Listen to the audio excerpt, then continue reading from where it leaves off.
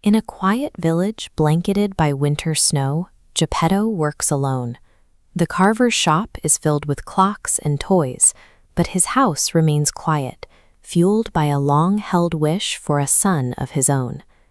That evening, a magical spark grants his prayer. The puppet wakes up with the ability to walk and talk, functioning as a blank slate. He possesses the physical form of a boy without any of the social or moral experience required to navigate the world. Being granted life is only the beginning of the process. This raw consciousness makes the boy susceptible to any external influence he encounters on the street.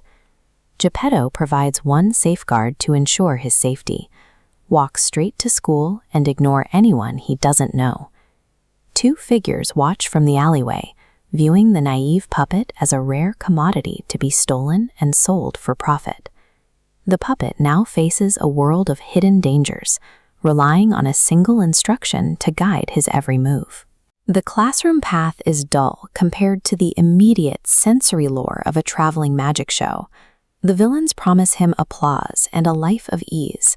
Pinocchio calculates the instant gratification of the stage is more valuable than his father's protective warning. He chooses the easy path. The mistake is realized the moment the performance ends. The villains lock him in a cage, revealing the fame he sought was actually a trap. When the fairy offers help, Pinocchio reacts with an instinctive lie to hide his failure. Pinocchio cannot escape from the physical cage until he stops adding weight to his lies and accepts the truth of his situation. A new temptation arrives in the form of a carriage headed for Pleasure Island. Representing the society with no rules, with no parents, and no education, Pinocchio abandons his plan to return home, succumbing to the pressure of his peers and the promise of endless indulgence. The island's fun hides a physical cost. The boys begin to lose their human traits, sprouting donkey ears and snouts as the curse takes hold. Panicked by the transformation, Pinocchio leaps from the island's cliffs into the ocean, hoping the water will stop the metamorphosis.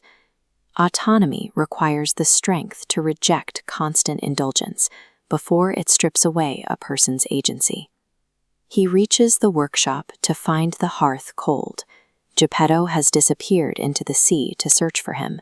For the first time, Pinocchio acts out of concern for someone else. He dives into the dark water, risking himself to find the man who gave him life. In the depths, he meets Monstro, the king of the ocean. The whale's jaws snap shut, swallowing the boy whole. Pinocchio has evolved from a puppet focused on his own pleasure to a son willing to sacrifice his safety for his family. Inside the whale, Pinocchio uses his wits. He builds a fire to create enough smoke to force the beast to sneeze, propelling them back into the open sea. They are blasted across the waves and wash up on the shore. Pinocchio lies motionless on the sand as Geppetto mourns his loss. The transformation begins as a result of his actions. He has proven he can be brave, truthful, and unselfish under the most extreme pressure. A moment of wonder. A golden light settles over him. The wood becomes soft skin.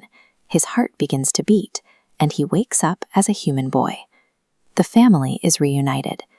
The state of being real is earned through the conscious, difficult choices to be honest and selfless.